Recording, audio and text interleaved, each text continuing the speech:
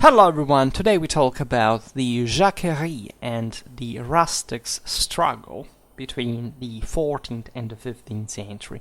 In the early days of Schwerpunkt, because of the different topics cycle, I tended to talk more about medieval society. Let's say, that as a channel, just as a character, I'm not really into much of the socio-economical side of the story, at least in the way it was told.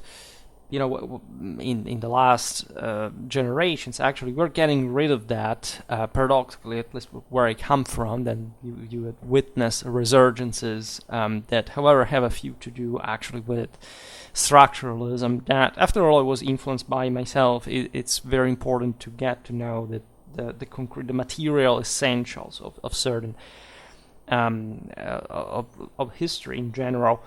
But that, of course, must be wired unavoidably to a more idealistic history if you give that spirit is superior to matter, not the simple transposition of the two things proportionally, right? This is at least what I should dedicate an entire video about, because it's one of the things that unhinge, of course, the mere... say everything corresponds exclusively right to the moral material side.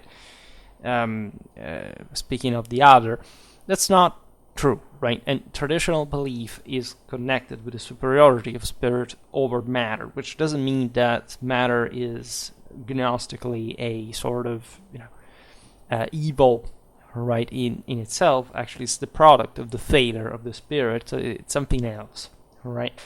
That can be handled by men. Why do I say this? Well, because when you talk about the Jacquerie, when you talk about movements like, I don't know, like the one of Wat Tyler's John Bolt, the Hussites that we discussed already at some point, the Chiliastic movements, the 14th century crisis, this so-called late medieval crisis, the affirmation of the Ancien regime. There are so many different aspects indeed. The latter, for example, there is half of the West that still believes that at the end of the Middle Ages people got individually freer because the Renaissance and the early modern age BS, right? But there is a very heavily disturbing, of course, counterpart to this that says, yes, they went down, but this is bad, because intrinsically there was somebody that was exploiting these people, was oppressing these people,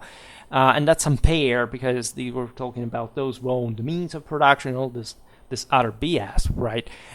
So the traditional way is counterintuitive, right? Because our, let's say, political and social debate mostly articulates today on the basis of the aforementioned rhetoric, basically, and there are some given, let's say, some things given for right or wrong without any fundamental background, because our culture has forgotten about those foundations. And so it's very common, actually, when you read even a simple medieval history manual about society, economics, etc., to, of course, have it sometimes even as a whole written by structuralists, if not sometimes even by Marxists, that, however, unfortunately, not all are mere Marxists, can also write history in a sensible,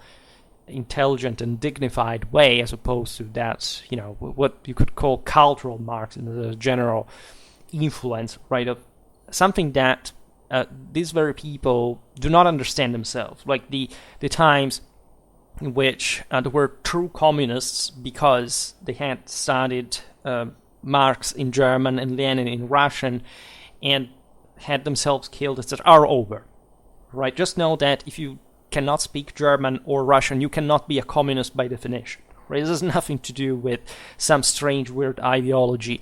And this is part of it, because, of course, not just Marxism is the one that fools further the lesser people.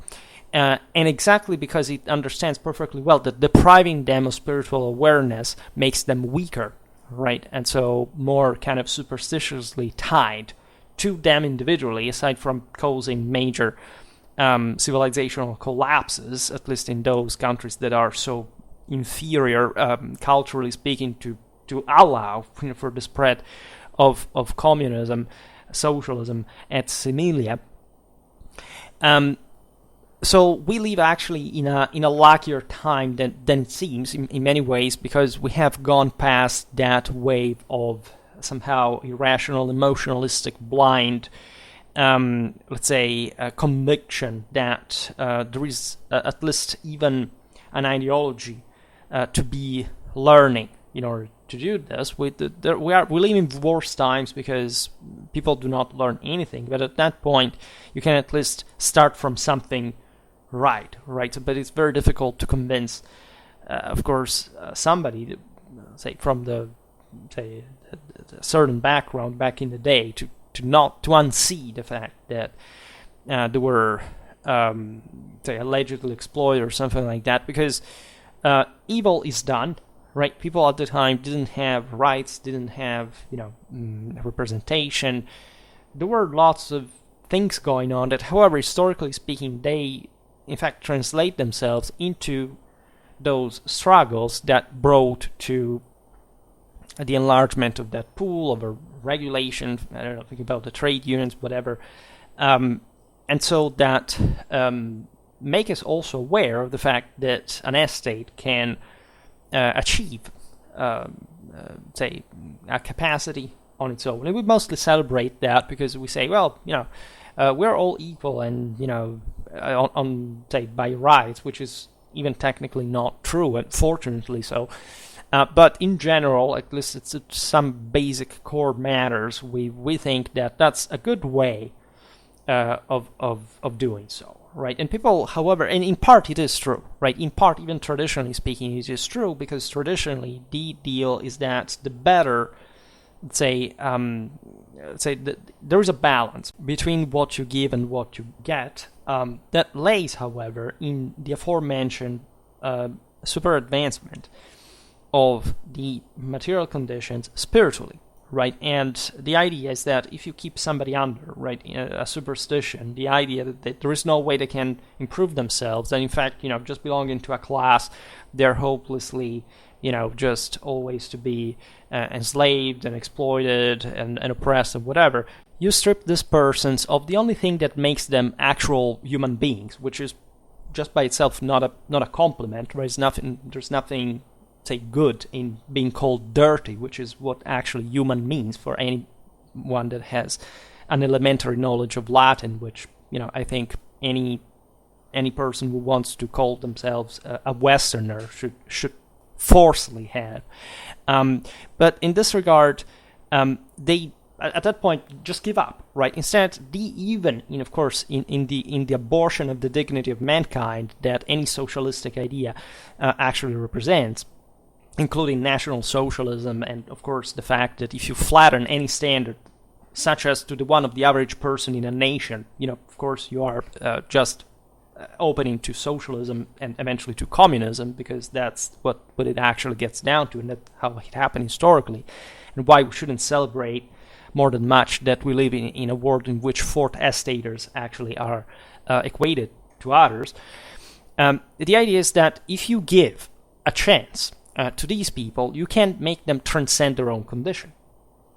Right? Castes are not, historically speaking, were never just categorical. Right? You could rise and fall, because that's exactly what happens in reality, just per se. So, providing someone with the security and the certainty and the encouragement of, being able to improve which is always possible in absolute terms, but it can be facilitated in exchange for just know that I make you feel how this liberty tastes like.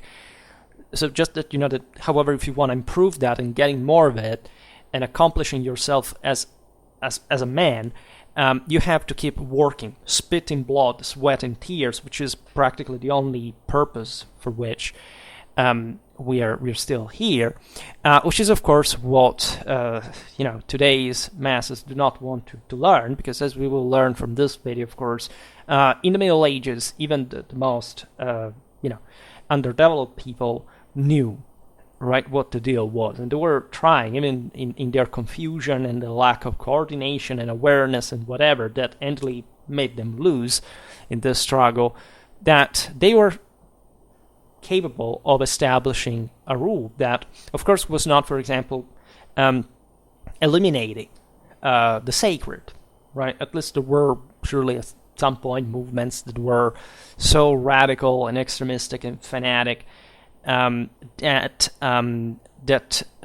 were simply opening to, and as these movements largely do, because we are a fallen kind, and so these are just the worst elements of society in action, reinforcing the prophecy that things have to go downhill till the end time, will make things worse, right? But the idea is that there is a sort of pneuma, sort of zeitgeist that transcends metaphysically history and has brought, also on the traditional basis, this is very often misunderstood, actually what we call modernity, whatever it's supposed to mean. It doesn't exist as a term, but definitely indicates something, a big deal that happened in our world, such as wielding unprecedented power, right, than before, has definitely improved, in absolute terms, the conditions, the material conditions that correspond, however, still to, again, a moral achievement. Always remember this, that before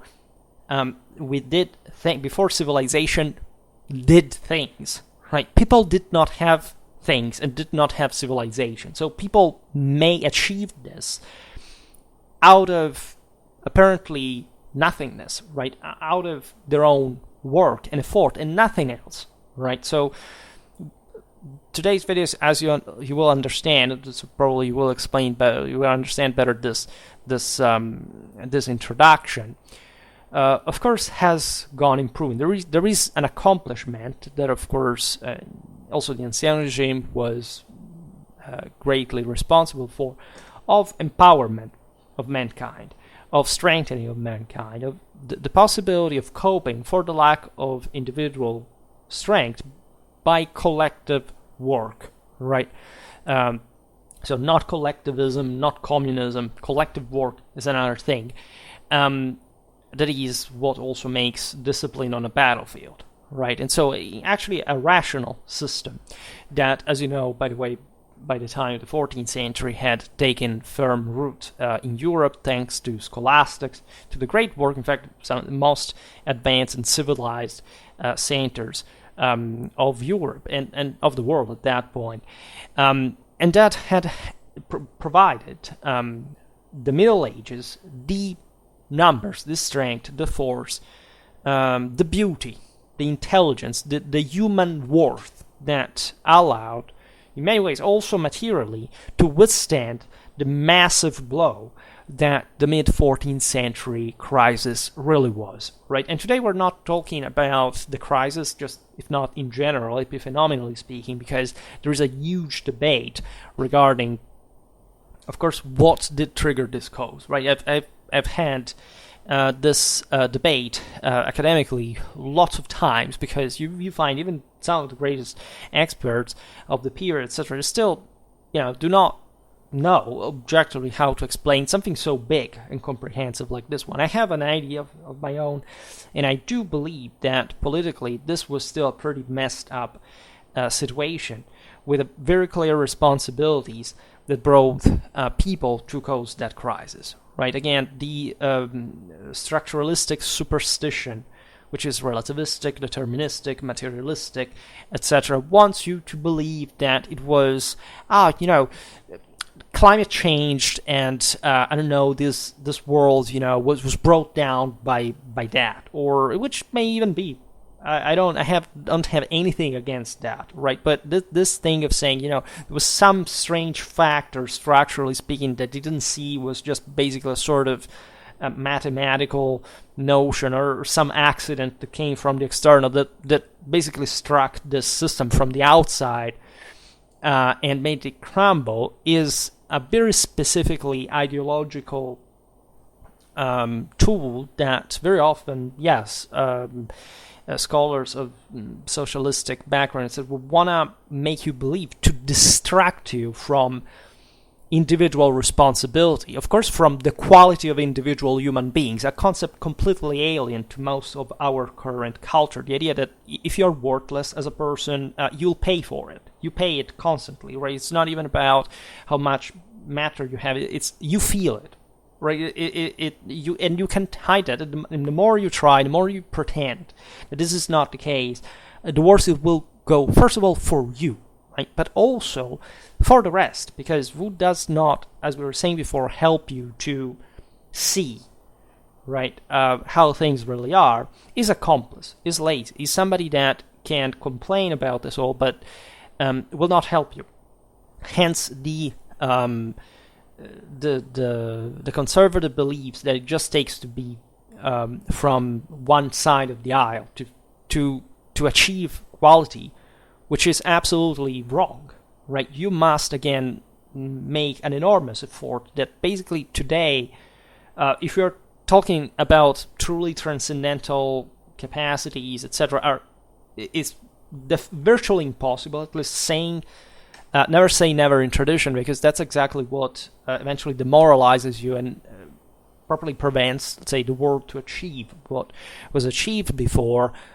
There's a huge deal religiously about this because, of course, it's as if in many ways we had given up this concept a long time ago, or at least we objectively realized that we are not capable ourselves to transcend anymore, to transfigure, and to save the world for good. Right. This is, however, still a struggle to be fought. So there is always even an opportunity to participating, which is also an incredibly collective one, because as we've seen, that's the only way civilization has, the only way mankind has the chance to fix things, right, civilizationally now, not individually. And this topic is very much intertwined with today's one, right? You say, Schwerpunkt, you're crazy because you're making a video now that talks about the Jacquerie, the English peasant revolts, the Hussites, etc. Well, yes, I've made lots of videos already about them, though, so we're not coming out of the blue. You can, with this, you can look at the other videos I made. Of course, you're somehow aware of the things I discuss, even if you may not know that already, because that's also the beauty of transcendence. But this is not the point exactly. The point exactly is talking about these revolts, trying to say, not simply make a parallelism with contemporary times. That can be useful at times if you do it seriously. That is not, again, you can always make comparisons with current times. The problem is that you have to make them correctly, right? Which not doing equates to the flattening, the flattering of quality of intelligence, of historical awareness, whatever, but also the flattering, the emboldening, the fueling of the sense that the poor people are not responsible for anything that happens. It's the evil elite that does, right? You know, the people are just essentially, because that's what you're literally saying. There's just a bunch of idiots that are not capable of doing anything, and they can't do anyway. And so there's this evil people at the top that want to do so much harm. And by this time, all the time this was being told, we should have not even had a civilization. And of course, these people ideologically update, of course, across the generations, the kind of narrative to, before, it was bad. Now we had it as a people, but then now the elite is bringing us down, right? And so basically, you say that you're so good, but for some reason you also must be very stupid, because you can't make things work, and there is some strange wizard at the top of society that is tyrannizing you and making things collapse, right? Except things don't collapse, and even when they risk doing so, It's when some demagogue exploits the brutal animal-like, brainless force of the people, just like chthonic masses subjected to, again, superstition, to eventually crush them and sinking them into further misery. Right? This is basically the history of all these socialistic movements throughout all history. Right? Nothing ever went better for anyone involved every time they happened, including at this point, because not just medieval civilization received very hard blow, but because, and especially, the large majority of the people, the peasantry, sank dramatically. And don't get me wrong, I'm actually sympathetic to some of these say communities instances, because you can't simply say, well, it was just disgusting because the word fourth estate, there were peasants, were stupid, they didn't know anything. Of course, things are more complex than this. First of all, it's not a class struggle either, right? That's the other myth that they try to still propinate to you. That is to say, these people, first of all, just moved by themselves. No, right? The fourth estate never doesn't have the capacity, the intelligence, the culture, right, to do so.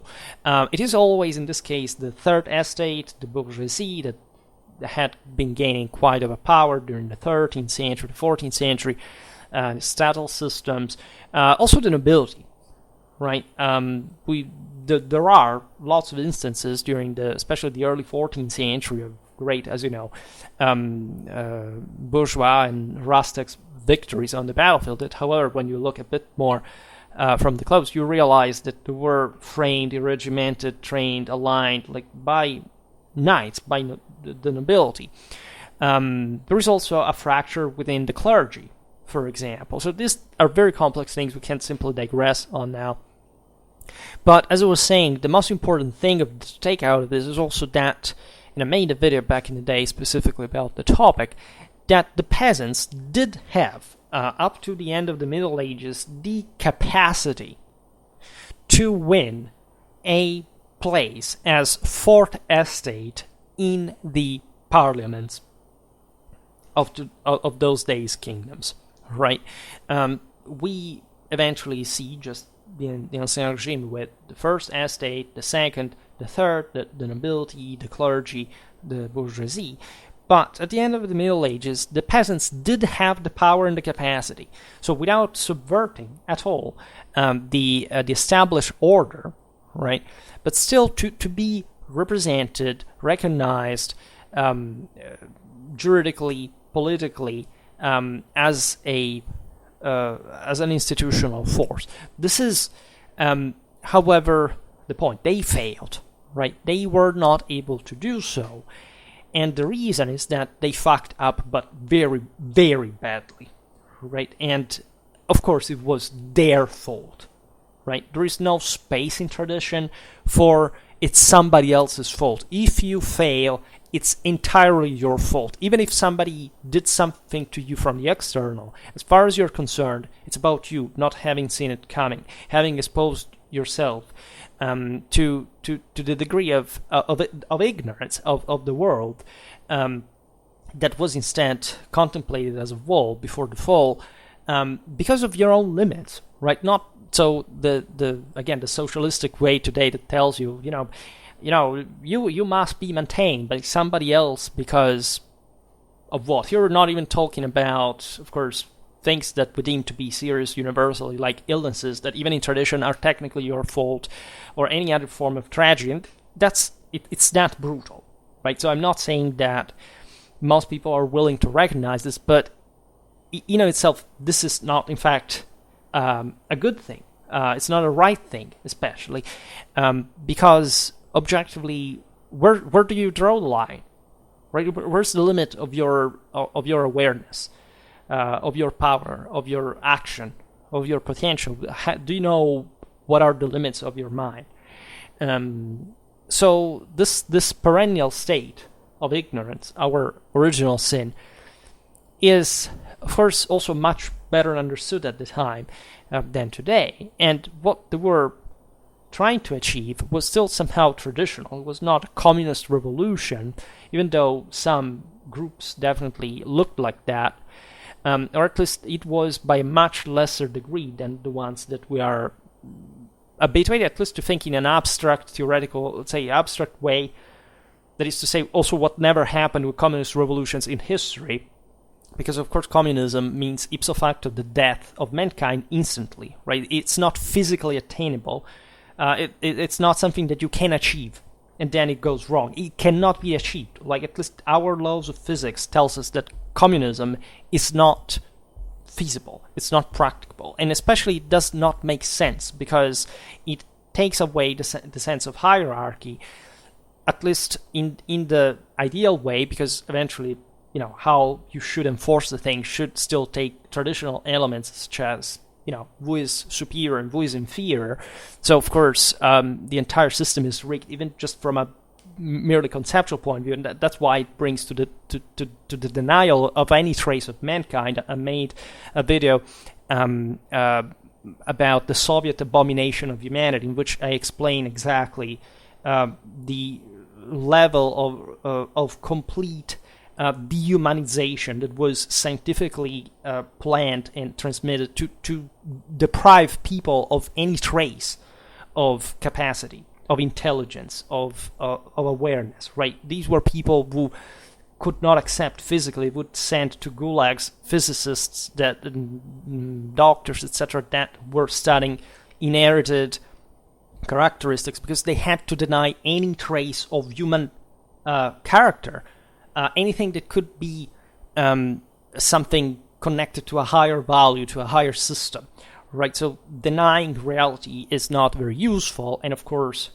what happened with the Soviet Union as an abortion of the dignity of any trace of mankind is under our eyes every day, and it will remain, sadly, for many generations, because these sins are not to be washed away just again by the internet, by say a more kind of liberal view. No, these are sins that must be paid for because they brought to the death of hundreds of millions of people entirely, like ideologies across in the world, just in the last century, and they are one of the measures of the cultural inferiority of the people that we have nurtured as being, allegedly provided with any form of capacity, and that instead produced this, right? So what happened at the end of the Middle Ages is comparable, right? It's imagine, and this is the comparison that can be useful in this regard. Imagine to live in a world at war, right? There is war, and there is big war, right? There is a military force that is displayed. There is a political and social system in the forms of kingdoms, of great powers of the time, that control millions of people, that have thus lots of strong and legitimate and purposeful interests that are essentially competing with one another, in conflict, clashing, because they want to determine who is the strongest, so that the better can afford the God-given right to rule on the weaker. And the Middle Ages, say, I'm a military history channel that's specialized in medieval history, they emanate potently this, right? Great part of my work as a military historian is exactly this, right? I specialize in the 14th century, by the way, not much in the second, say, mid-phase, mostly in the earlier time, but still, these are universal value of the incredibly potent militaristic mentality, the traditional way, right, of honor and of individual quality and sense of leadership and command over large masses of people because of your own nobility, because of your own spiritual race that deserve to command over others, again, by divine mandate, right? So the aristocracy that rules in these countries, we can talk about France or England as far as this context is concerned, as much as the Bohemian nobility. I also made a video about the social background to the Hussite wars that explains a bit also this, the knightly estates, etc. that, of course, has a sort of vocation, has, in fact, by inspiration, by spiritual inclination, the capacity of taking the lead. Right, men-at-arms in the 14th century are people that really live by making war. It's their profession. This entails a seigneurial capacity. What they do costs a lot, and especially in this time, because the crisis kicks in before actually the Black Death. It was the biggest crack, etc. But generally speaking, think about feudalism, even in the previous centuries, was based on, of course, on a social, political, moral, and scientific consensus on the fact that the medieval knight was, for that world, in those conditions, the best solution to the community's problems. People work for these people, and from these knights, they expected a lot from them, right? They were proud of them, right? If you were a peasant living 14th century France, you may have felt burdened and definitely oppressed and exploited, and feeling the blood boiling in your veins, and knowing of the evil, of the injustice, and the terrible condition of the world, right? And a medieval peasant would feel, definitely in this sense, the burden of the foe, right? But of course, the magnitudinal and incomparable amount of burden rested on the shoulders of the nobility. The nobility held the moral burden as in command, right, of the entire world, right? This is true for all the great powers of the time, and therefore, right, the pressure deriving from this. I will make a video surely of why. The average person is definitely not a more intelligent, capable, or humane, or just any better person than a World War I general, in spite of the myth of the butchers and all the whining about, oh, why did we enter war? War is bad, and all this bullshit. So I will not even explain this thing now, but obviously enough, right? The failure of those leaders, was the failure of the entire system, and this was fair because it went both ways, just by custom, by traditional, law, right? By law of nature, as they called it at the time, you had the right to rule as long as you demonstrated to be fit for rule. It was, so of course, there are lots of works that try to destructure, to desacralize, to laicize this perspective about, oh, look at how weird we're still knights at the end of the Middle Ages. No, they weren't, right? As long as they, functioned, they existed, and not understanding that because you're not a military historian, or you do not study history of religion, or you have not the palest idea because you stopped studying in a synthesis way, like we did up to some generations ago, and just you hyper specialize in some blind alleys that prevent you to look at the whole system and understanding it, especially if you're a materialist and a determinist, and so some sort of plague of this earth. That's not how things really work, and that's especially not how you should go out there and teach other people about. Right, because it's going to backfire, and that's the most important problem. But in any case, that medieval peasant, even if complaining about the system, saying the taxes are too high, there are raids, that there's this great effort, etc., he was kind of proud of belonging, say, de facto to a nobleman, right? Working on his land and being protected by that. There was a sense of pride, of identity, of cherishment, of fame, wealth, and power of their lords. Consider this economy was highly redistributive. There was no way. First of all, of course, there weren't the growth rates were habituated to by any stretch of the imagination. A peasant could be working an entire life without even realizing a sensible augmentation of his wealth, right? This, in a sense, was true also for the greater power, because they almost spent everything. They reinvested it either in war or in structuring the realm, etc. So it was a system that, of course, was irregimented by the incredible brutality of those times, life, social mechanisms, agricultural cycles, the demographic possibilities, like technology. This was the norm, right? It was not some dark time back in history in which people lived in a particularly bad way, by the way, right? There were much worse times, like say we always have to evaluate things like for the possibilities of the time and what they were able to do, also both collectively and individually, right? So I will not digress on how we think that this was perceived by them, also because we, especially about the peasantry, we don't have practically any first like information, like we don't know what they thought, how they express themselves, whatever, etc., for obvious reasons, right? But in fact, for this reason, the idea is that the Lord would build castles, would build mills, would build bridges, would keep things working. Yes, he would want some, corvée for using that infrastructure, etc. But that also was the only way to essentially ensure that signary would prosper, would consolidate, would not be prey of invasion. It was a great partisanry of the peasantry in this, right up to throughout the 12th, the 13th century. And the peasantry was also pretty aggressive. It was not yet bound, at least everywhere in Europe, to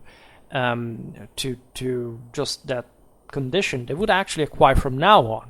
Right, notoriously, a peasant had much more relative liberty in the High Middle Ages than he would have in the early modern age. Notoriously, right? The system had, in fact, had tightened exactly during the crisis. So still at this point, right? The system for how had been also increasing evidently and unprecedentedly throughout the 13th century, etc., was starting to slow down. So imagine this too. There's been a great phase of expansion, after which people are fundamentally satisfied of the general conditions, aside from the relative nuisances. And all of the sudden, or gradually, at least even in the generations, right, there starts to be an awareness that things are going worse, right, that they're stagnating at best, and that in some cases are regressing even. We're talking about a big deal of issues, right? This system was so complex that, say, the various powers clashing against one another were producing massive destructions. There is no doubt about this. I actually, by studying war, I document this pretty often in my work, and it's evident to me that the primary cause, that also the sources of the time actually are quite candid about, and not about, like, in the cause effect connection about, for example, climate change. It did exist. They reported that, say, it was a hailstorm in August, right? It was cold. It was hot in winter. They said the same things that people say today, telling the truth, because this changes were always there. They may have also increased, but they don't say, like, I don't know, there's been a famine now. That's the reason, for example, why population decreased, or why things are, that's the most important thing, and we can't connect, I don't know, political change to that. Of course, it did contribute. These people were obviously watching mostly political and military issues, right? Even the economic one are secondary in order, and they're always pointed out when war was being fought, right? They don't talk about, debts, mortgages, this stuff, if not when talking war, right? There are big bank crises at some point in the early 14th century, but it ends there. They write about it and it stops. When war happens, and with that ridiculous surplus we noticed at the time, you realize that the expenses were enormous, right? And interestingly enough, imagine a time of crisis when these things are going on. There is a general malaise and loss of of work, of resources, etc. And people start defecting, start essentially rooting with the idea that at least they should give up, that if they're fighting a war, well, it's better for the war to end, even if this means to lose their liberty because somebody else will conquer them, right? Let's self-sabotage the actual potential that we do have, because what is fascinating of all of this is that the resources do exist, right? And the 100 Years' War, for example, is the perfect case of not just the setting for the Jacquerie, but also of the final French victory. There are many instances of this collapse that at a point also happened among the softer, like the most gentrified, in fact, communities, right? As we were saying before, the third estate is not very nice, right? The Parisian merchants at some point see this opportunity of even sabotaging the French monarchy to hope to achieve some sort of decentralized status in a English-ruled French realm, and things get pretty messed up, right? So this populistic ranting that we're very much habituated to today, and basically is based on the delusion on the hysteria, on the alienation, on the fear of the weakness, basically, of people saying, things went badly, we're all fucked up, there's no way to go, they're telling us lies, we're fighting this and there's no way to win, because of course the average person does not understand this, right? An average person is not a man-at-arms, is not a king, that doesn't have the palest idea of how a country is run, or how a campaign is fought, or how things go the way they have to go. And interestingly enough, those people at the top know instead perfectly well that if you want to make things work, everybody has to move, quick, because they actually can, and that momentary sacrifice can actually bring to an improvement, right? It is true that in great systemic crises that do happen in a physical sense, because very complex systems are more prone to decay, and so require much greater moral force to be kept up, and that's why civilization is superior, right, to just the average idiot that wants to hide away in living like a rat for the rest of his life while the rest collapses, because it gets down to it's simple as this. Most people cannot afford to accept to be less than others, right?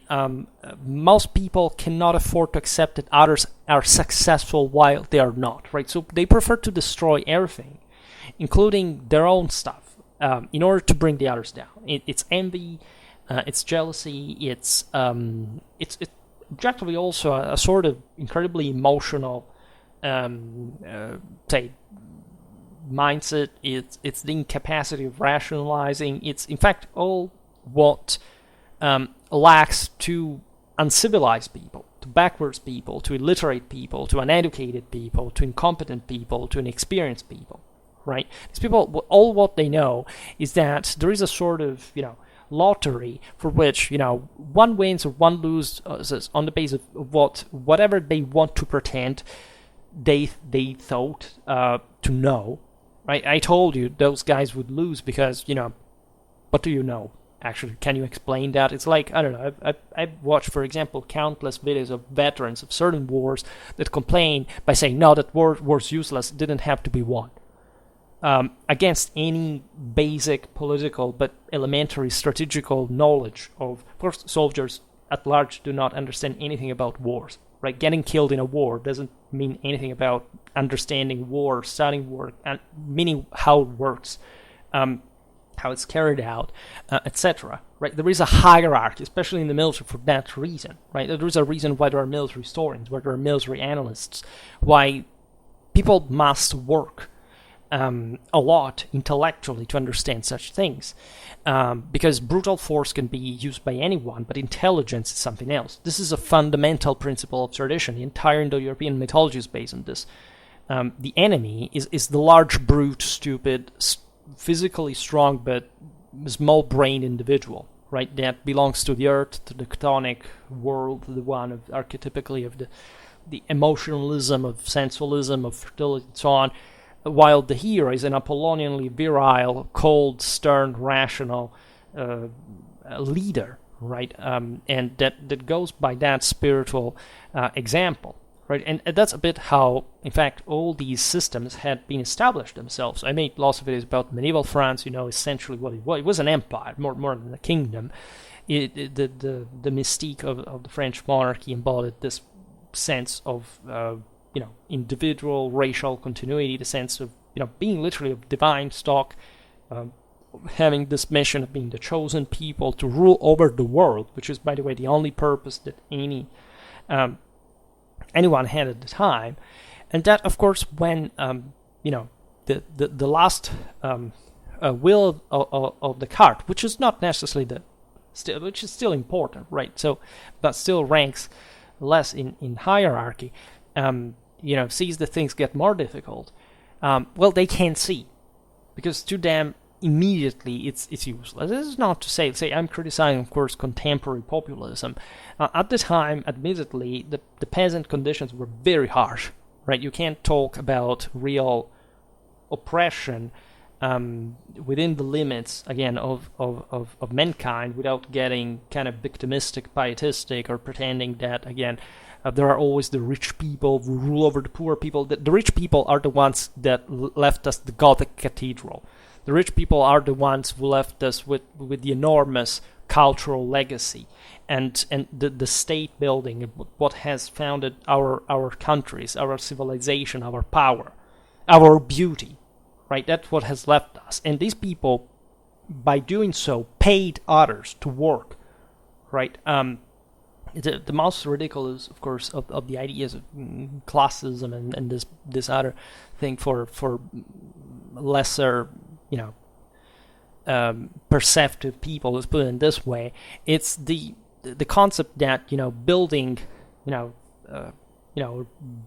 say the church in its entirety, etc., would simply mean the church becomes rich, and nobody ever gained anything from this, nor spiritually nor materially. So, do you have an idea of how much was spent and who did get the money for building a Gothic cathedral, for example?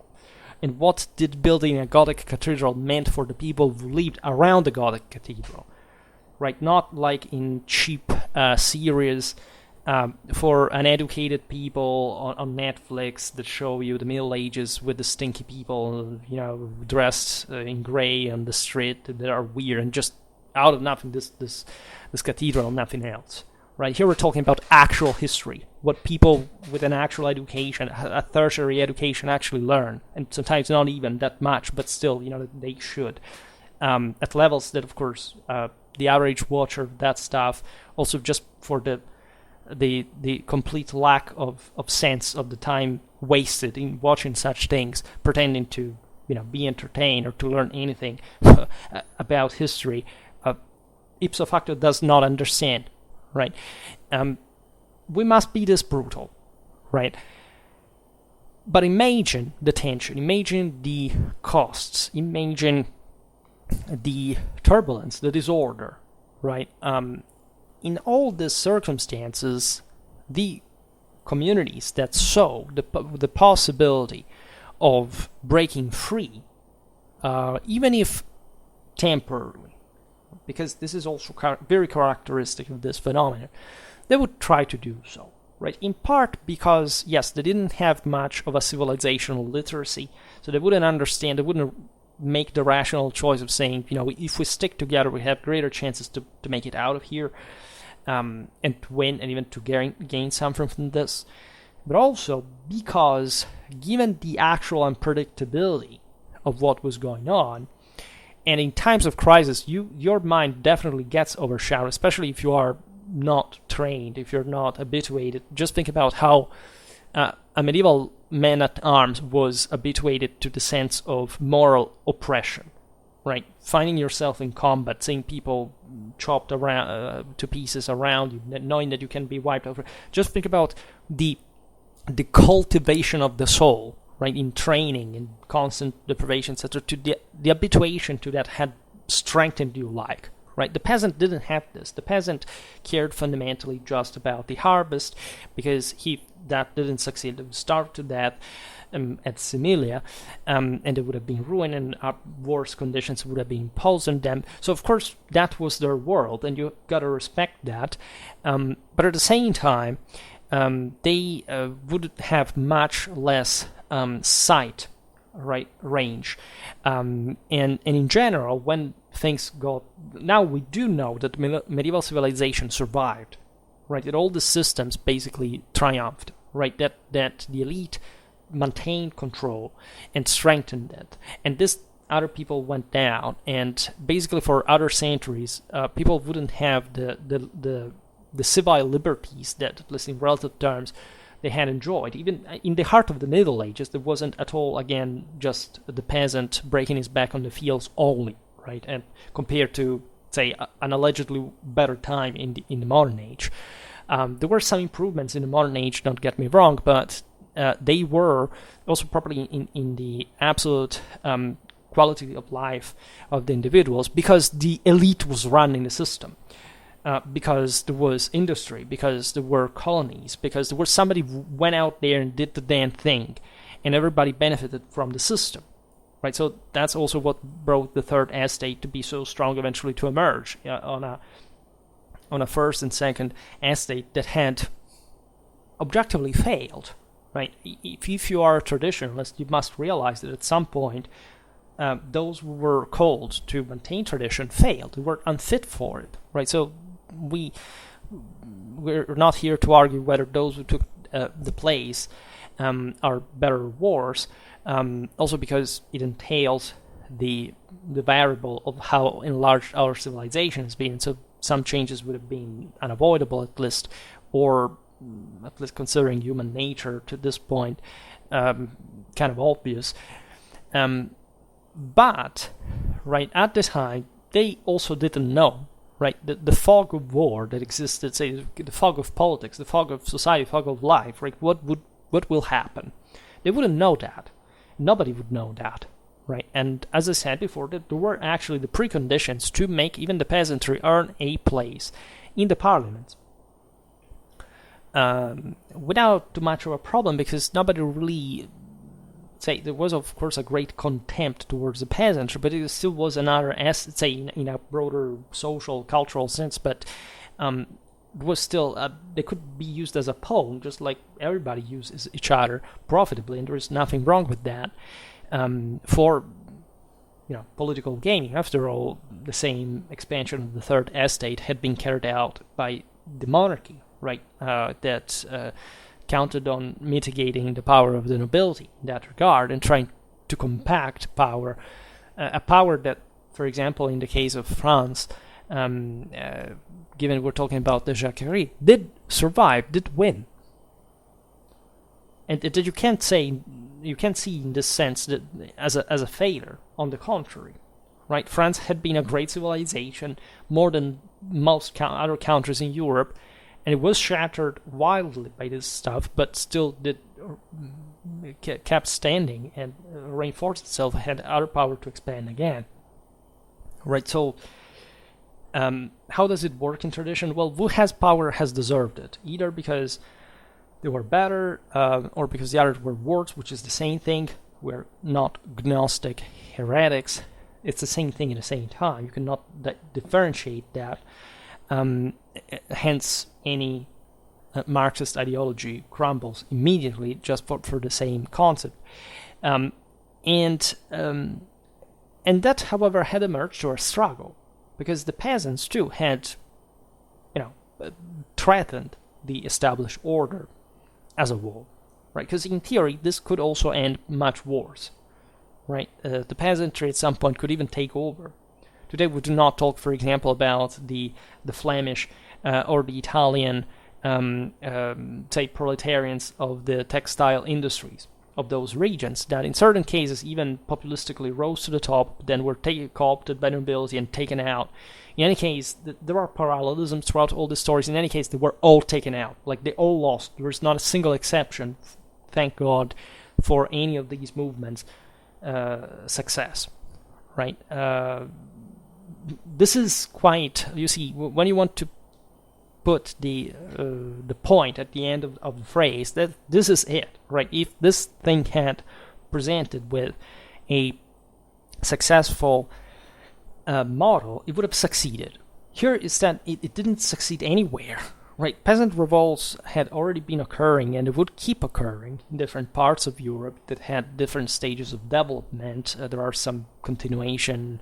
Think about the German revolt in the 16th. There were some countries that arrived before, others later, etc. But it all went down, right? And in an incommensurable bath of blood, by the way, which means that these people were fighting for it. Because otherwise, it would have just come back to their place. Naturally, once you break it down, it's difficult to put pieces together and everything, the water back in. So that's a bit what happens here, and that's why there is a collapse, right? A massive shrinking of the system, at least. As you know, the Middle Ages do not end as a civilization. They actually escalate into the Renaissance that had some qualitative capacity as well, and then towards what we call modernity in a positivistic sense, at least. That is wrong, but that still, as we were saying before, does have traditional elements in it that ensured success. Right? Do you think that the liberal bourgeois revolution of the 18th century were, bringing innovative ideas? Those ideas existed since antiquity in the basics of philosophy. They weren't something that they had to wake up, find, oh my God, what's this like? They knew it in the Middle Ages pretty well, right? And the myth, again, that we have made of, say, the allegedly republican or democratic character of antiquity, and that the critics of the Greeks and the Romans, for populistic reasons, still think that, you see, they weren't then democratic or republican. Why? Because there is something positive in being so? Of course, a civilization like Rome could not be nor republican nor democratic. Otherwise, it would have not been a civilization. So the point here, of course, there is also the other extreme, right? There is the truly, as we were saying before, but the example of the Soviets or whatever, the most oppressive systems, the ones that you'd say where you have an elite that in fact doesn't redistribute, doesn't invest, remains chronically, basically rots the entire system. Everything collapses. You can have only Mongol brutality and not an actual civilization. And this is in the history of Europe across it. It's all pretty evident, and throughout the whole world as well, right? So self-sabotaging. This is a key word because that's exactly what starts happening. Now things were getting objectively worse. Like now, I don't have time to digress on, again, both the causes of this or why, for example, in this case, France was it was an Elephantine system, a state that had been built in a non-teleological way, say empirically at least, in the 13th century, that now, given that the general conditions was wavering because it had not been yet consolidated, and then others took advantage of that, attacked it, and so brought to issues like, you can see at Crécy, at Poitiers, about which I made a video, by the way, 3 hours of pure tactical analysis debunking things like, the English won because of longbows, right? And etc. But that brought, famously enough, to the capture of King John II, the Good. I remember always my history professor at high school, who was actually a former communist archaeologist, which is not a good thing, but made me laugh at that. It was not a bad guy after all, because he realized that they failed. They said John II good to nothing because he had himself been captured during the battle. Well, not exactly. He was competent. In any case, he ended up prisoner in England. France was squeezed like hell because they had to pay an astronomical ransom. And this brought to the actual collapse.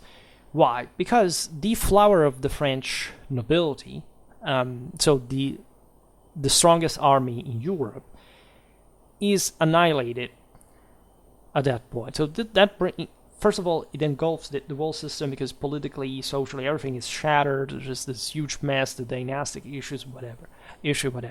But also, the English start, as you know, ravaging France.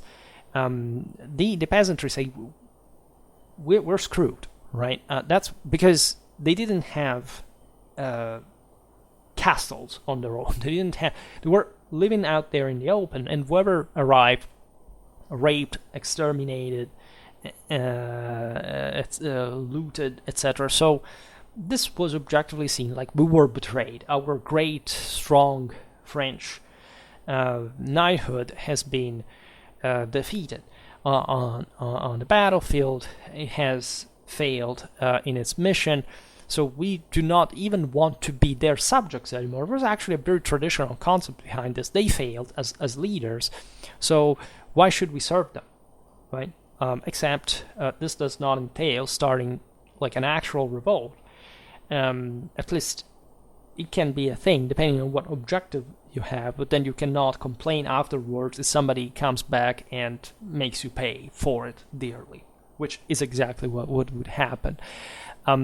But you got to understand the frustration of this all, and the fact that the peasantry was probably aware, at least, of these major events, in spite of the general lack of knowledge beyond their district, their villages, and so on.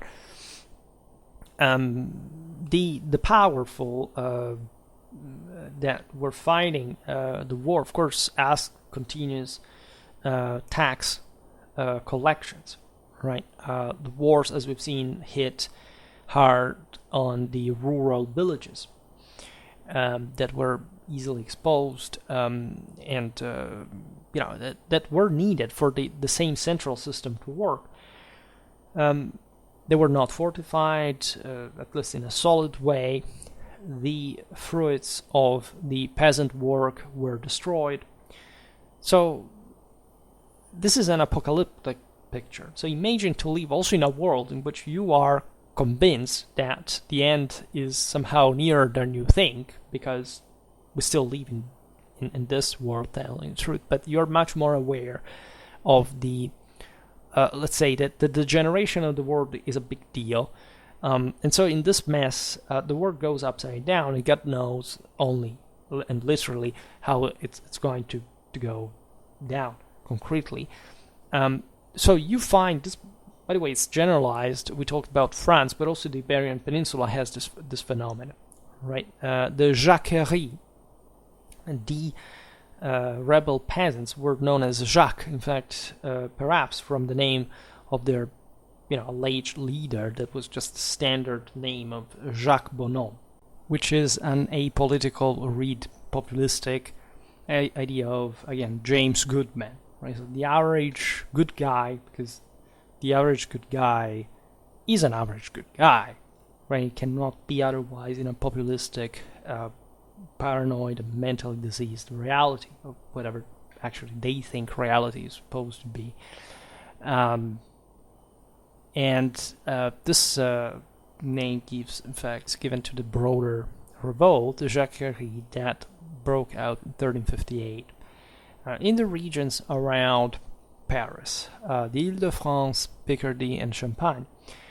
I would like to point out how, of course, this was the heartland of Capetian power in the first place, so it's obvious that the greater issues would happen there when the blow was received, but that these were also some of the most advanced regions in Europe. So we're not talking about particularly depressed places where peasantry was treated necessarily at the worst, right? Still, here they were the best lands, the most, the safest net system, generally speaking. Now, of course, it was a big deal of a crisis and high risk for everybody, but the point here is that the people do not rebel on the basis of how harsh they're treated. They rebel because they're led by leaders that exploit the actual force of the peasantry to go against the system. Right, so namely, these people reacted against the devastations provoked by war, right? And against the demand, the tax, the fiscal demands of the royal administration. It would be obvious, but imagine again, your country is losing an existential war that, of course, was seen in dynastic terms, so you should add that, etc. But you cannot deny that there was already a kind of national state building, right? So-called national monarchies, etc. That here were truly about the French and the English. So this equates to, let's say, the state is doing his best to save the situation, and it's even doing it properly, right? And what do? You say, no, I don't want to pay for it. Screw you. Like, even if I leave here, and so my future as the subject of a monarchy that can surely have much more than many others, etc., I will jeopardize because just at the moment I don't want to pay your taxes, or at least I can't hope to take over, but still obviously endangering further the entire system in a exceptionally and emergentially unfavorable moment in this long war against the English, right? So, needless to say, the Jacquerie is actually brought down for brutally, right? First of all, these people are they're savagely attacking the elite. They were destroying documents. It's a bit like what happened during the French Revolution, right? The historical damage we suffered out of that, all the diplomas of the French nobility, or is lost forever because of this these animals, to say the least. It's not even about, again, the revolution. You know, that there is something about the revolution that did work that was actually successful, because it, again, traditionally succeeded, even though it was degrading, to say the least, tradition. But the others, even if they were not better, the point, though, is that always the same. There is a leadership that blows on this fire that otherwise would not be able to do anything. And so the fire, it destroys, right? Doesn't create solutions. It just makes a mess, right? And however, the Jacquerie is doomed in a sense because of the premises of these people. The peasants didn't know each other. They didn't have an awareness of how to coordinate with one another across the country, or how to, I don't know, besiege a castle with hundreds of knights into it defending, or how to wage war. It just lacked all that. They didn't know how to do so, right? They were not the professional military. They were fighting against that. And as such, of course, they failed, because they could have, again, paralyzed the system. We're talking about an enormous amount of men. Somebody has estimated all these forces, like it's very difficult to do so, but something to 100,000.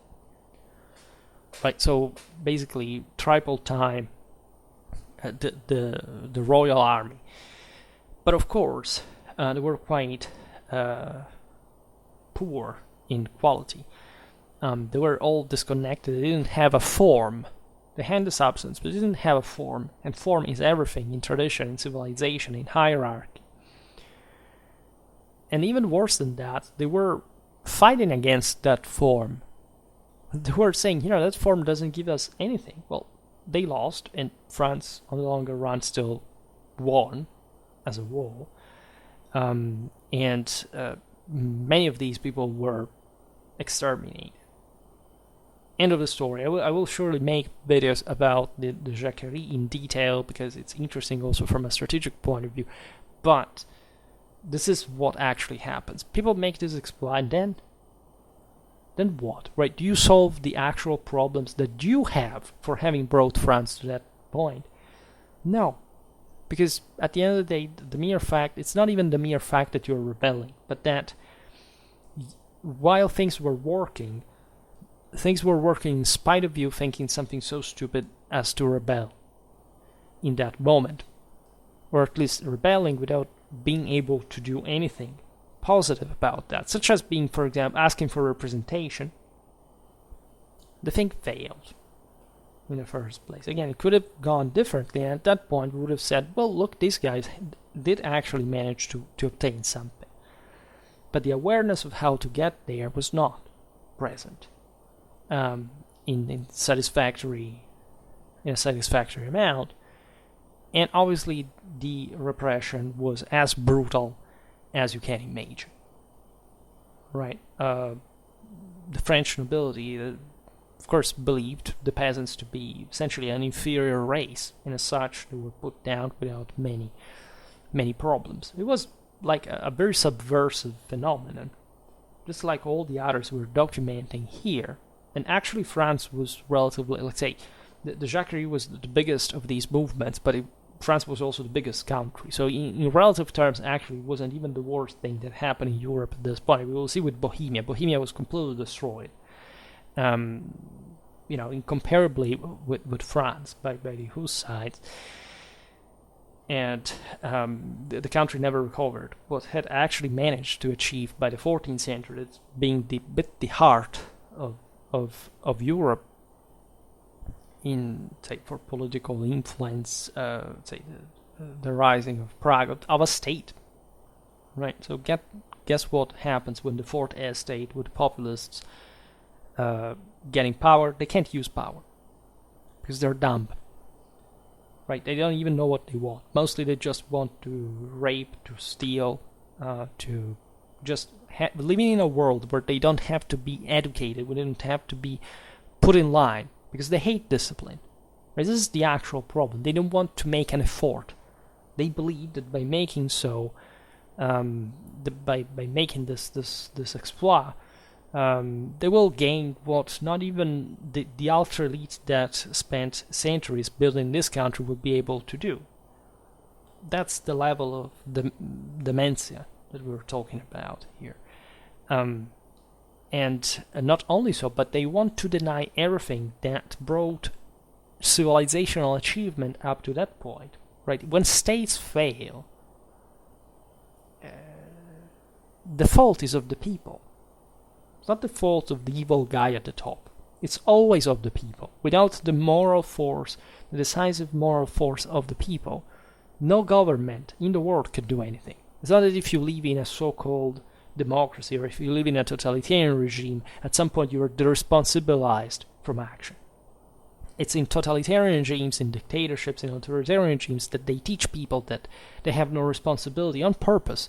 They tell us, we run the state, and you just have to work for us, but let's say we don't say look away while we're taking decision, doing things. I mean, just obey, but don't bother us.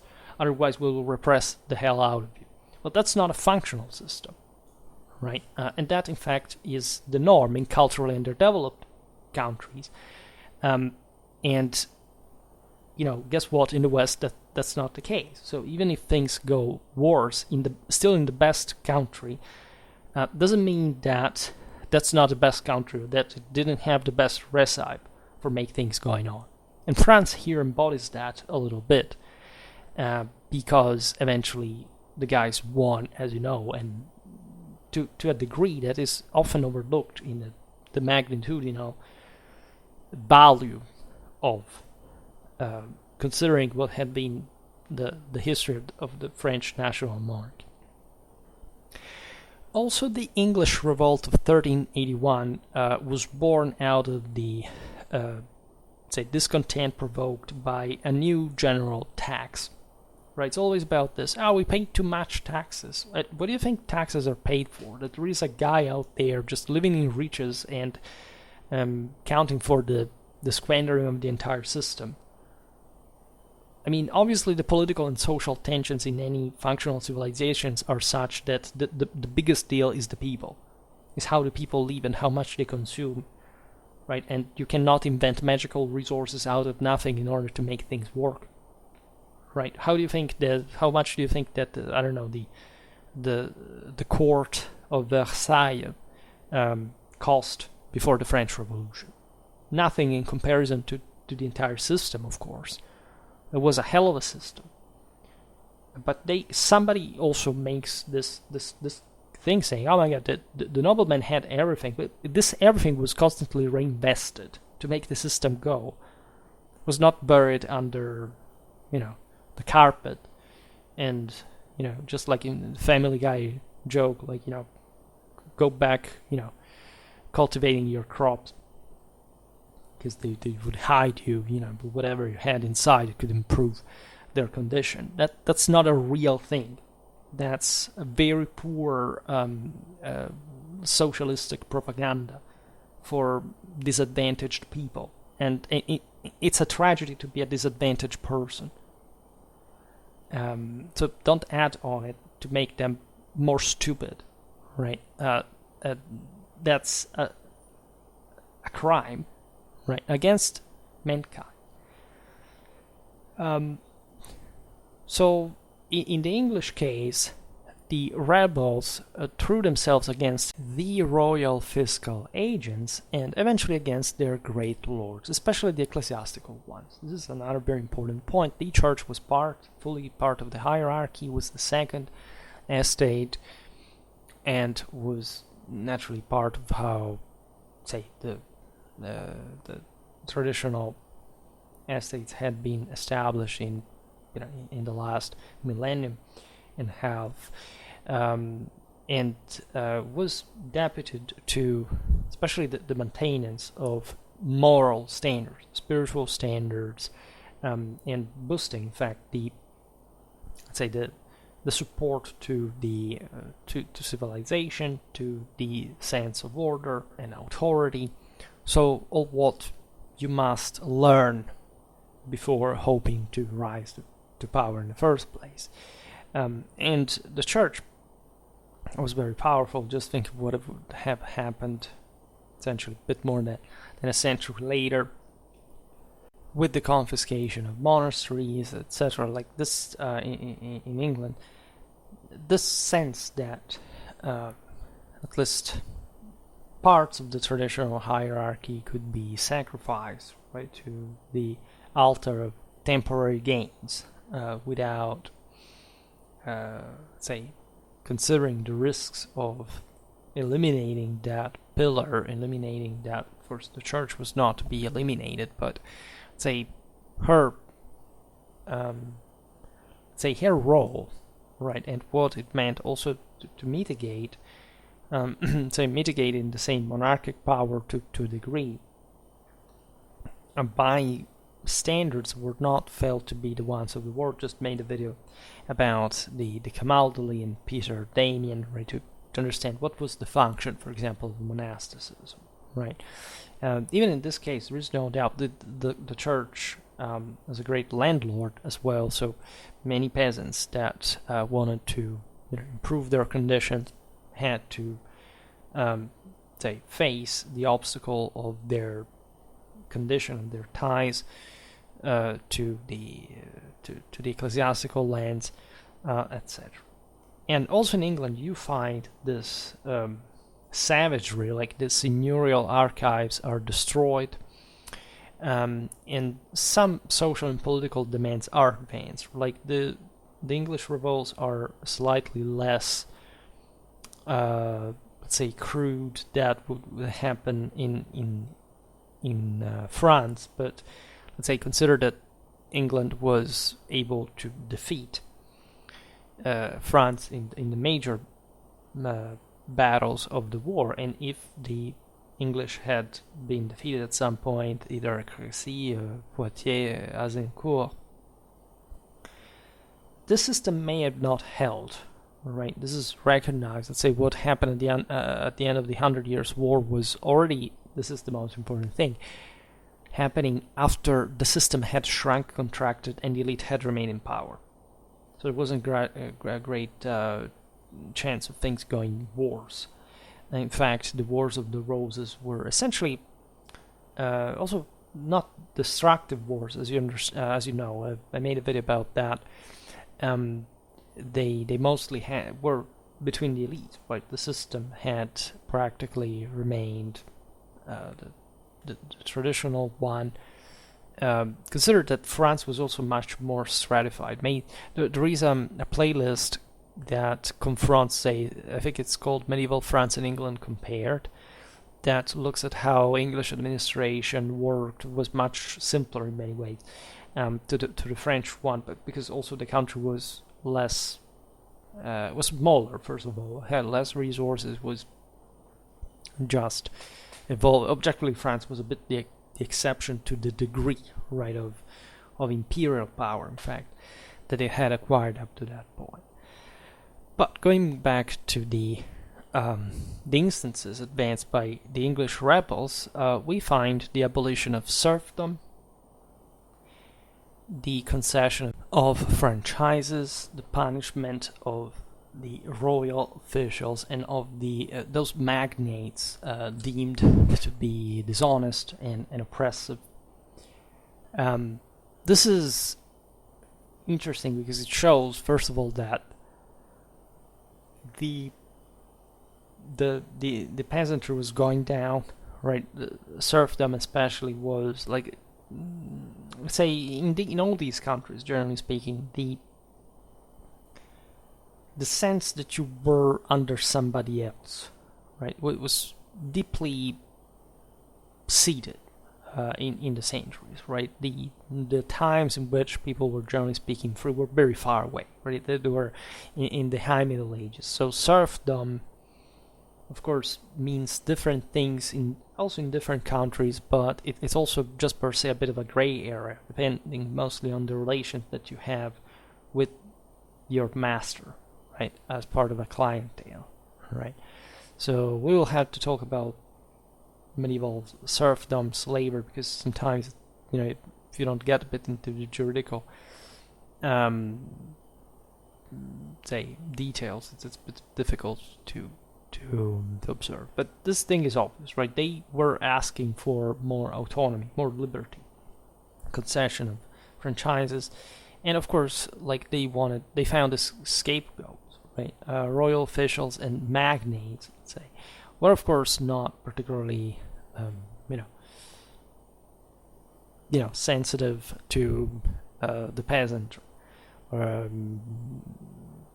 but the system had been founded on that mechanism, and so, of course, these complaints were coming a bit from, let's say, the end of the bottom level of a hierarchy that was a bit rigged, right? That none of these systems was perfect, right?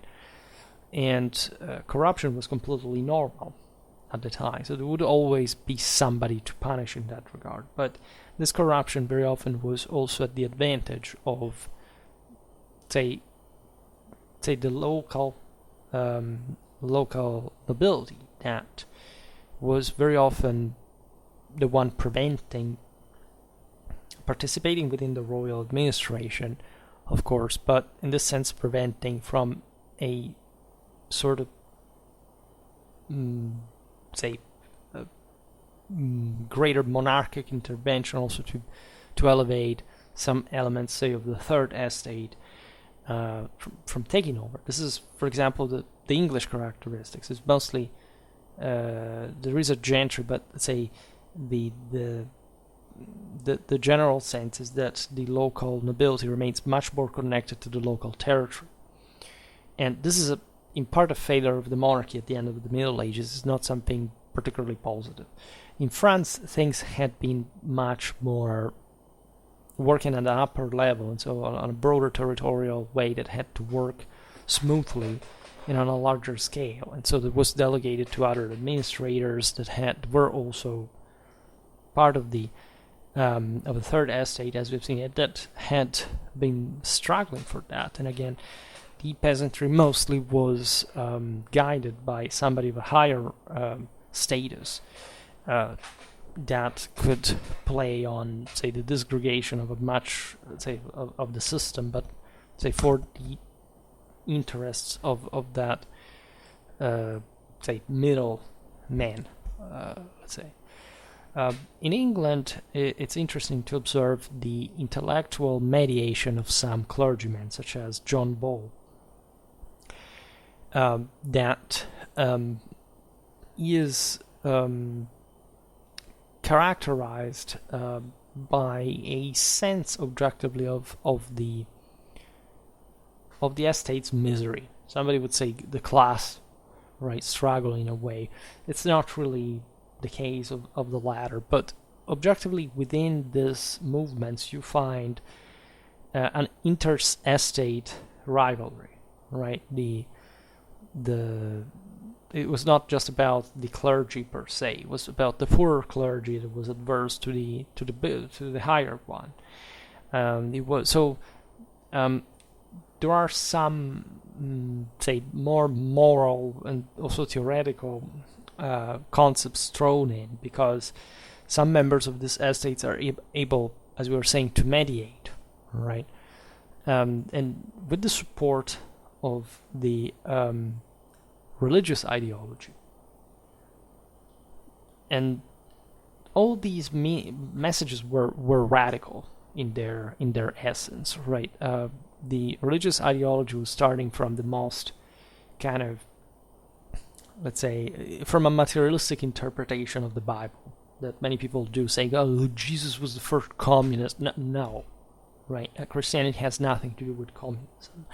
It has to do with alienation from all earthly things, to radically reevaluate the role of the spirit that at that time in the history of mankind had brought even to the largest empire in the world to fail, to fully transfigure the world, right? From the first medium, that is the emperor, right? So the references to, say, the sort of say it's difficult for a rich person to be saved in the first place. It's not because property is bad, right? Nobody says that in the Bible anywhere. What they mean is that if you're distracted by other earthly, by falls, like for the product of the fall, so just if you're content with your own misery without fully picturing the scale of the responsibility that you have, that's exactly the point. You will die out, and nobody will be able to save you. While these people looked just at the material side of the story, and of course didn't understand anything. In fact, their most famous slogan was, "When Adam was plowing and Eve was sowing, where was the nobleman at the time?" A very famous saying. Well, if these morons had actually studied the Bible, they would perfectly know that this happened after the fall, right? And that the nobility formed, also if they had studied history, formed over time because people began to put things in common destined to a specific function, to create states, right? Ask to their firstborn son after having killed, Abel, what was going right in the city, doing what, with which resources, learning which crafts to do what exactly. Well, and you will find the answer to this question, right? So you understand the deeply, intrinsically populistic, sort of passive-aggressive, sarcastically, delusional pointing out, right? The nobility, of course, formed because that's how you handle hierarchies, right? And Adam and Eve had something to do at that time, that is to say, to be ashamed of themselves for having been kicked out of heaven, where they originally lived, and because of their fault, are plowmen and sowers and weavers, let's say, to just adapt it to the time being. So, first of all, be ashamed of yourself, you dirty sinner. Secondly, just be thankful that there are people who are chosen by God to rule, and that are able to do so because of their own value, right? And that is evidently not your own, because otherwise you would be at in their place, and you would see comprehensively why they are powerful and what is the role of other people, that is to cooperate to this great enterprise in a orderly fashion, which cannot happen without unity of command, without discipline, and without the system, right? If you had been so good and great, you would have not just fallen from the earthly paradise, but you would also at that point be still so cool and powerful. No, you are not. You're fallen. So you must create civilization in order to fix things, right? And there is a spiritual value in that, right? There is a spiritual value in civilization. It's the manifestation of the Holy Ghost, of the Imperium, right? Of divine blessing. And you evidently don't understand that. This doesn't mean that you don't have to struggle to fix the system, but this doesn't mean either that you have to make stupid biblical references when you lack the ABC of traditional knowledge in order to do so. And in fact, John Ball made a sermon exactly with the purpose to sustain and inflame the struggle of the rustics based on this question, let's say. So populistic, demagogic agitation that went nowhere because this also was put down, and doesn't matter how in this English uprising, let's say the say some deep changes in society were thought out, were laid out, were found somebody to speak them, right? But at the same time, exactly for this reason, that much of good that existed in it allowed not to reach those levels of palingenetic radicalism that instead, in the first decades of the 15th century, were proper of the Taborite movement in Bohemia, right? So the Taborites were the most, extremistic fringe within the Hussite movement. They probably rejected the idea that, think about Utraquism, right? So the fact that the clergy didn't have, that everybody was admitted, right? That had to be communicated with both wine and the host. So that's this idea of an egalitarian society where there is no difference, also from the church overall and also the leadership, right? And that emerged also in this case powerfully from surely a crisis, right? A sense of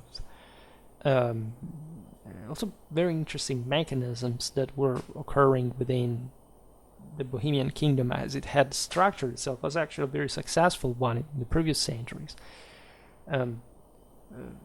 Took over the country and destroyed it, right? Bohemia lost 1/3 of their population in the few decades that the Hussites were around. The Hussites were put down eventually. It was just, again, another exploit. This is typical of not just extremistic movements, let's say, but also, say, this degeneration of mankind. You see, the greater empires lasted longer, and eventually empires last ever less, in part also because they're more powerful. There is an interesting element in it. But if you look at it globally, it's still there is a greater division than before, and also greater risk, and thus also a greater problem how to recompose everything. Well, in any case, the Bohemians, I made, by the way, a video about Walpurgisnacht by Meyerink that takes place in a completely different time, but also in the same place in Prague, and there is a lot of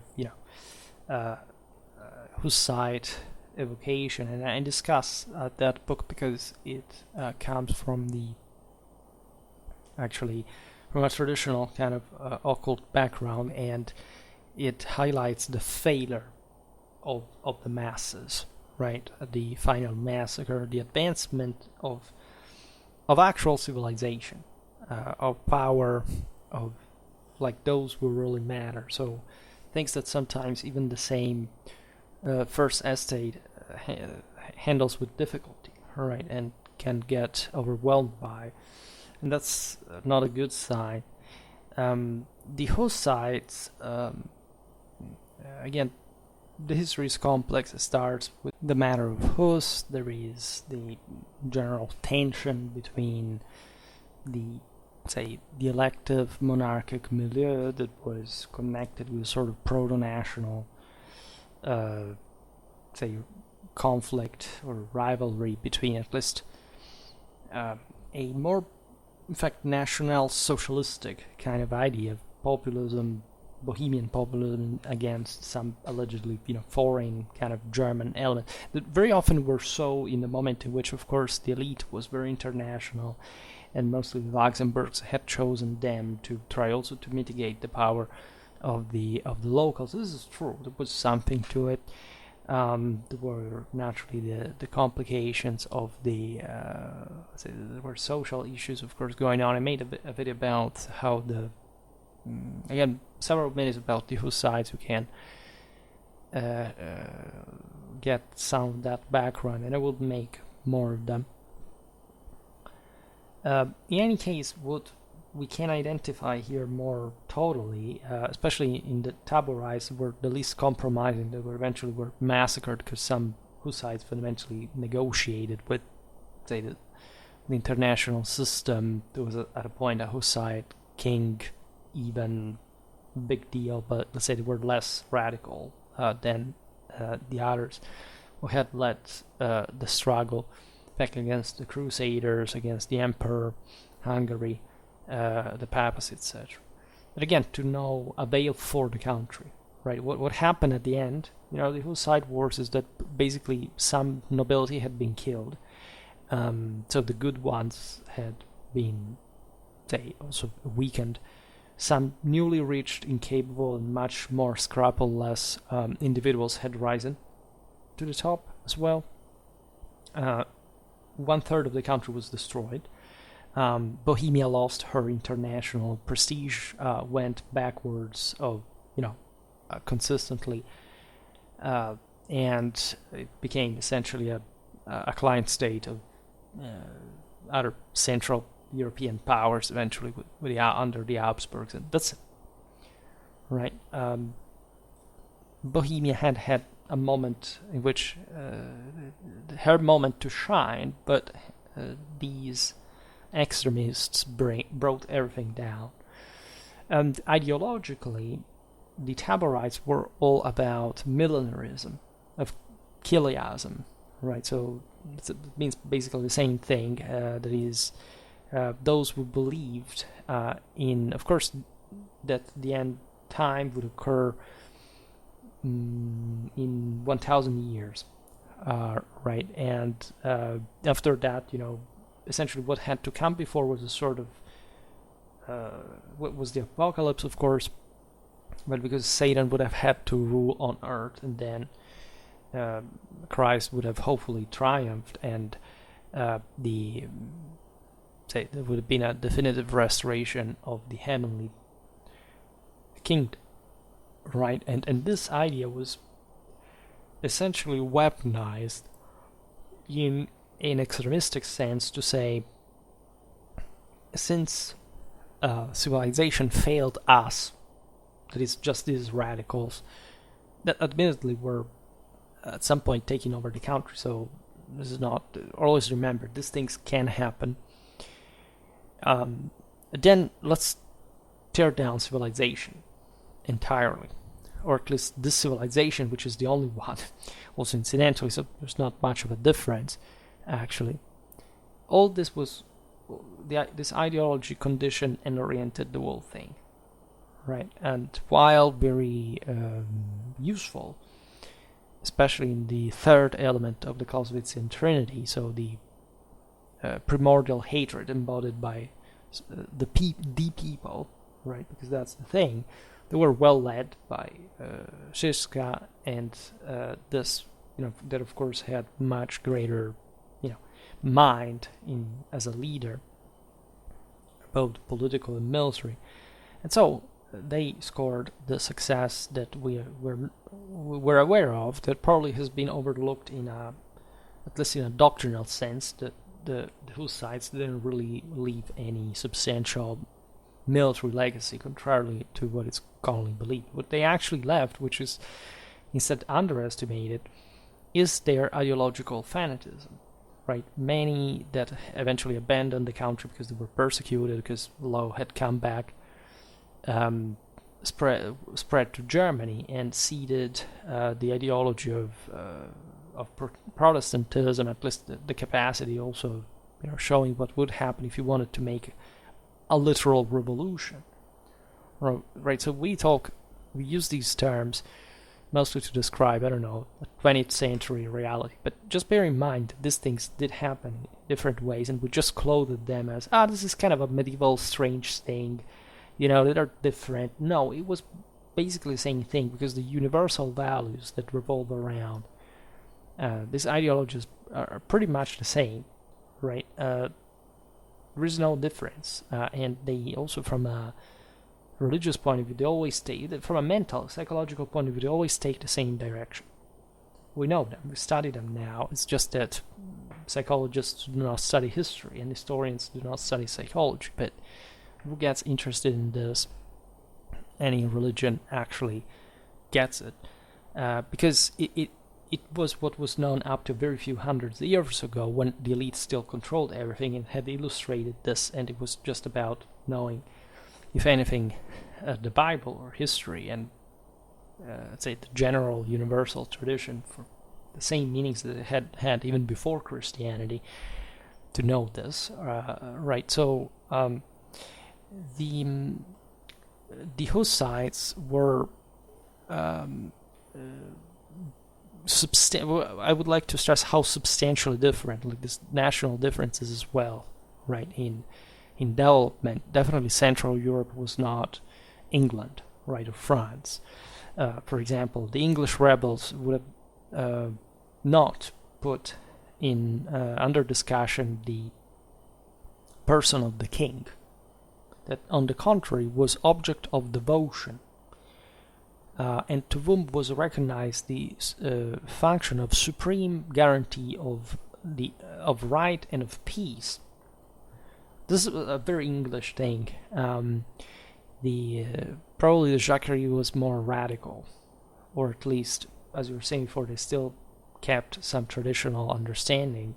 Hardly any of this, as you understand, is understandable in atheistic terms. There were people who were surely not very sensitive to religious message or meaning, and you can surely see them as nihilists, or even some provokers, as, say, not necessarily Satan worshippers, but always remember that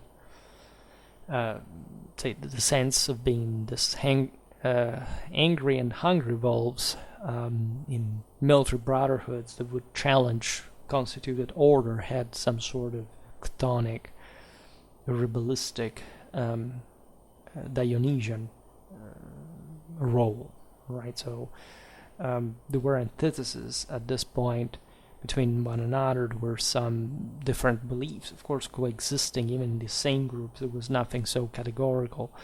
It was still a matter of leadership, of course.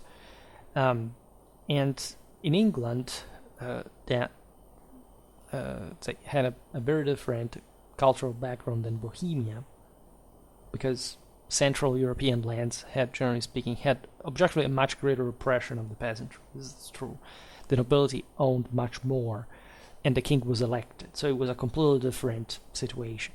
The English had a strong sense of their monarchy that had been, after all, mitigated, as you know, after the 13th century, after a time which actually the English could have had essentially the strongest national monarchy, also in an absolutistic direction, because the king was again called to, in that sense, reacquire some power that could, say, undermine the one of the oligarchy that they felt oppressed by, as we were saying before, at a local level.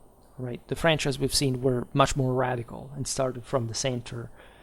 So at least they aimed at properly, making a mess that would disintegrate the entire system. At least some of them. There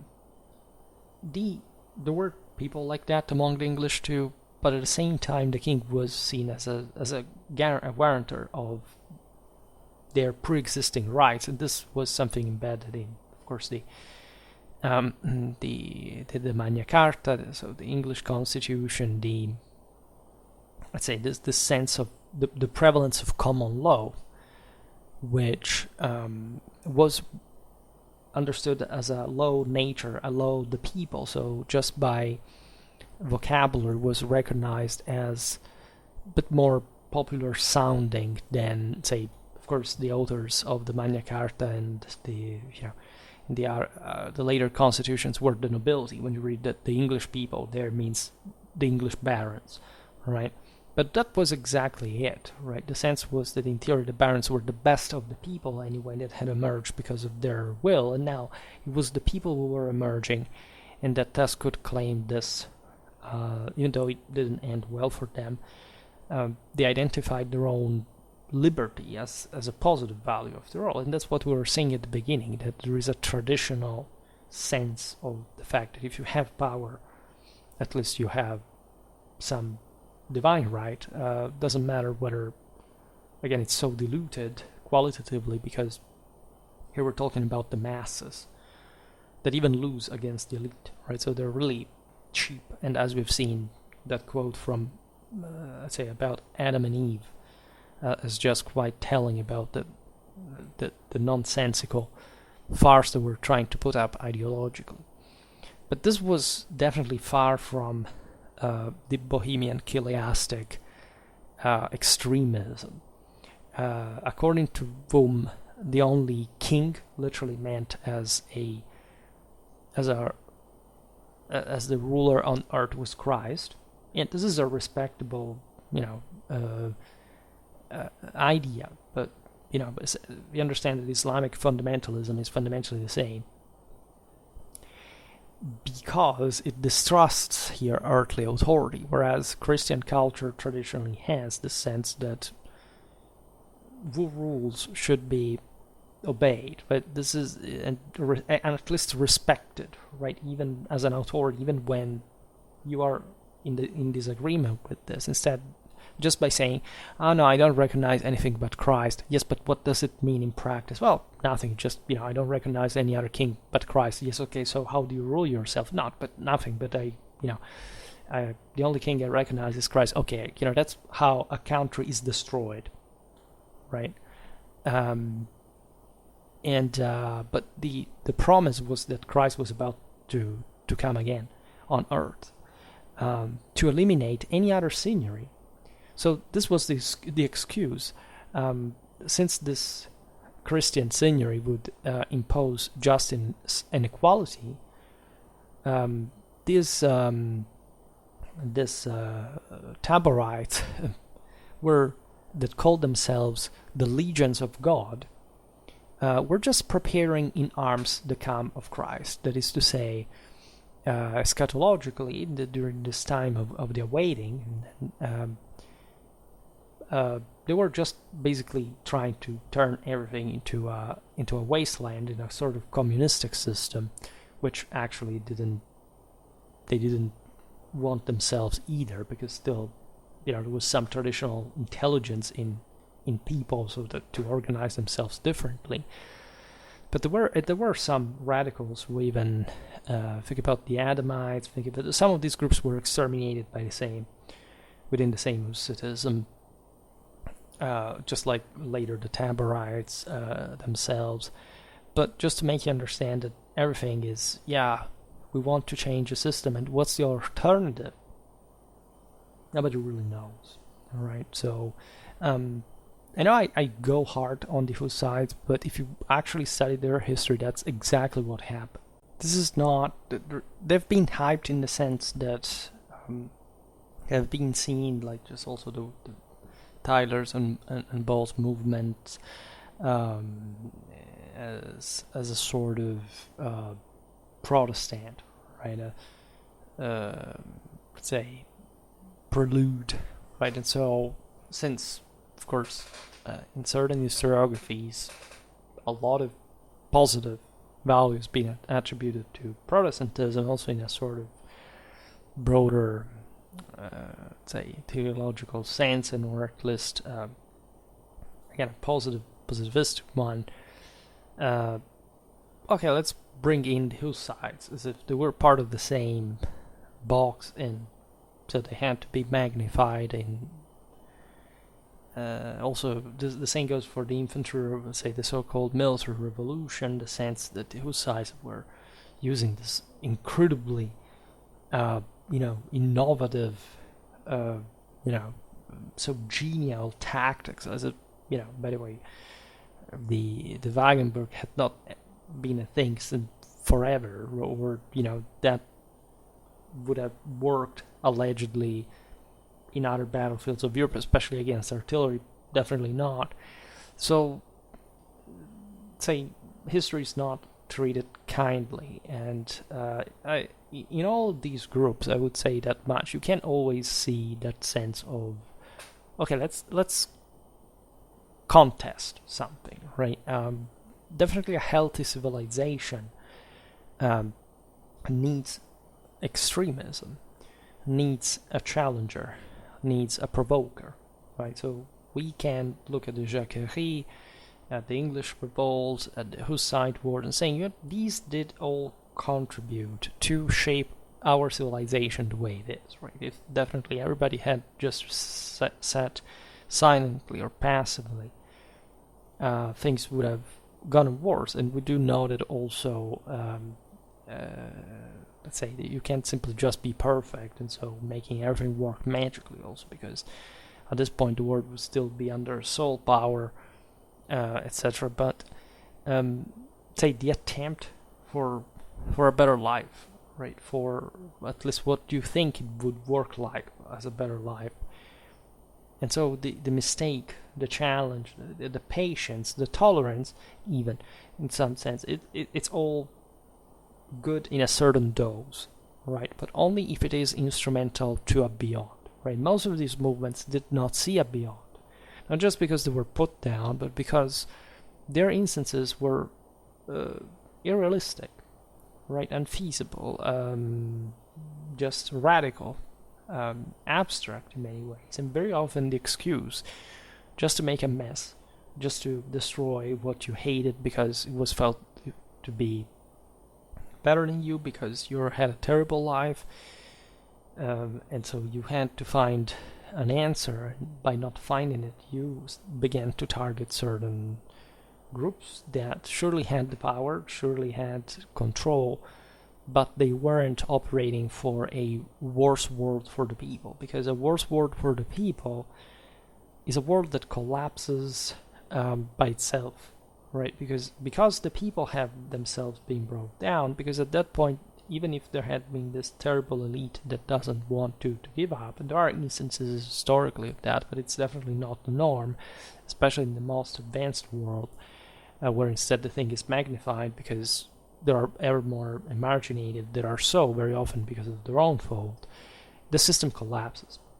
So it's everybody's fault in many ways. You can't just say, oh, the elite were so good. No, they weren't. They were also profiteers. They didn't care.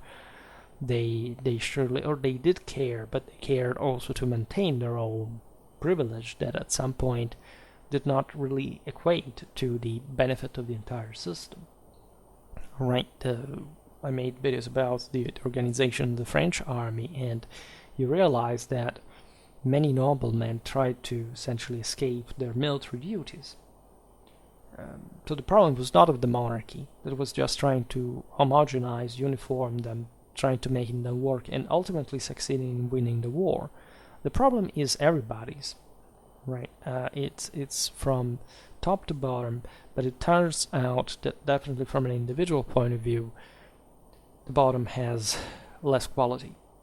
And I think this is the most self-evident social reality that, unfortunately, so, right, is bringing us to this point, right?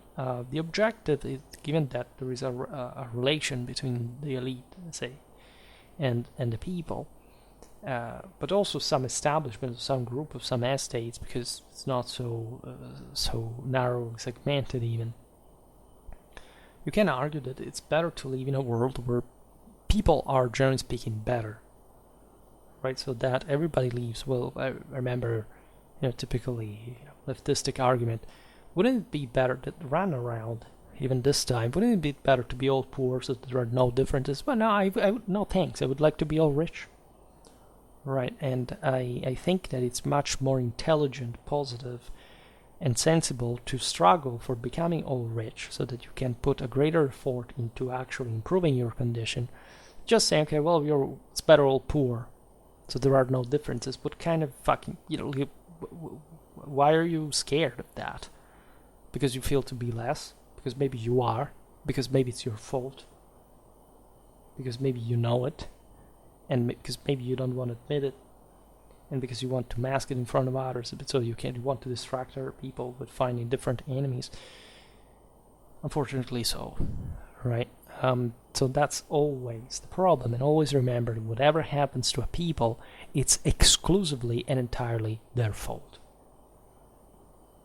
Right? Not just because their government is their people, but because governments do not go anywhere without the decisive moral majority of their people.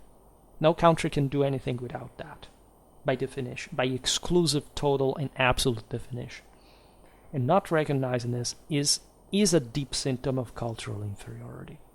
Like, if you do not recognize this aspect and you have to whine about the poor, nice, common people are always the good ones, and there are just evil at the top. Where were these good people when those people at the top were doing something shady? And this apparently should be going on forever. Where were those good people? It's your fault, right? And your people are often, more often than not, worse than those who are at the top. And that's why also we have a hierarchy in humanity, because we found a way to make things work at the top, without too many ways around that. And if you are just incapable of accepting this because you think that who is at the top doesn't represent you, just know that it's your fault, because you're too weak, because otherwise you would be there. So shut the hell up and try to be a better person, which is a much more intelligent thing to do than barking at the wind, right? When you're simply going to the grave without having accomplished anything, right? So for today, I stop it here. We will surely talk about again this topics. There is a medieval society playlist for everyone who's interested in this, and I will hopefully replenish it further with new stuff. For today, however, I stop it here and just hope that you enjoyed this video. If you did, please share it. Otherwise, leave a like or subscribe to my channel if you're interested in my upcoming content. As always, I thank you heartily for listening to me. I wish you a nice time and see you next time. Bye.